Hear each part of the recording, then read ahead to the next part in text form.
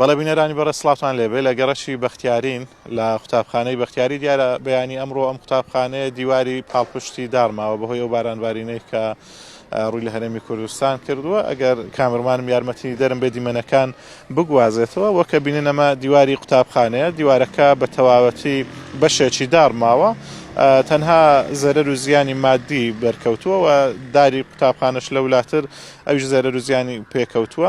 دیارە ئەم دیواری پاڵپشتە پێشتر کە کراوە ئەم خاکخۆڵی تێدا نەکراوە. ئێمە لەگەڵ قوتابخانە لەگەڵ مامۆستای قوتابخانەکە قسەمان کرد، ئاماژەیان بەوەدا ئەمە 2 ساڵە مەترسی هەیە ئەم دیوارە کە درزی بردبووە، لایانی پەیوەندیاریشان ئاگادار کردوەوە لە مەترسیەکانی ڕووخانی ئەم دیوارە پێشتر.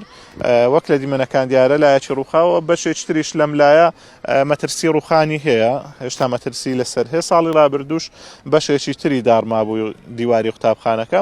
دیارەوان ئاماژەیان بەوەدا کە لایانی پەیوەندیاریان پێشتر ئاگادار کردوەوە، بەڵام بە دوای داواکاریەکەیانەوە نەهاتوون.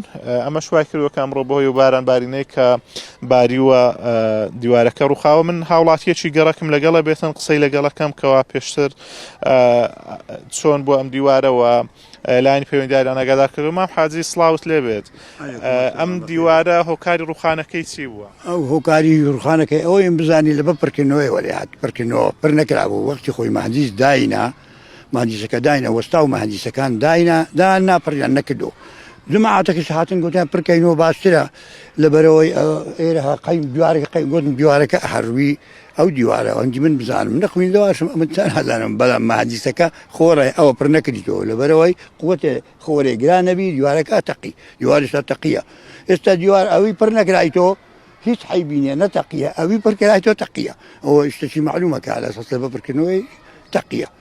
ترسیلۆ سەرتەڵەبەینە ئەمە ترسیلۆ زەلامەشێلۆ مامۆستاشێلۆ تەلەبەشێلۆ مکەسێتە دیوار بەڕوی ئەزیز زۆر خەت ئێستا ئەوە لە بنبانەخواوەنەکە 100 تەلەبەوە بوو بنەکە 100 زەلامە بنەکەت هەندەی بڕیاری تەماشەکەن بین با کەس بێتە پێش تەماشە بکە بزانانی کووە خۆڵیان لەکوێ هێناوە لێریان ڕووکردلا خاک و خۆرانی یاز برێم لەشیانە لەوە داخرد لەو هەدوومە داخردیتەوە تە قۆنتەڕاتی مۆنتەڕاتی زادێ دیگەستی پیانیشتی باش بێ کە ئێران پڕ کردیتەوە نازانی کە دیوارەکە تەق داواکاری چتان هەیە وەکو خەڵکی گەڕێ بهێن مهندیس بێ مهندیسی باش بین زانا بینن ئیشەکەی تەرتیباتەکەی باش دانێ و خاوین کەتەوە قەیم کەتەوە ئیشەکەی پیشی باش بکە یوشی مهندیسە ئیشی نەخوێندەواری نییە ئیشی هەدی کابرای مهندیسی خوێندەوار ئەوی شێزانی زۆر سپاس دەکەین. بەڵێ پێویستە وەزارەتی پەروەردە بە دوواداچوون بۆ قوتابخانەکان کەوانەی کە گرفتیان هەیە چارەسەری گرفتەکانیان بکە.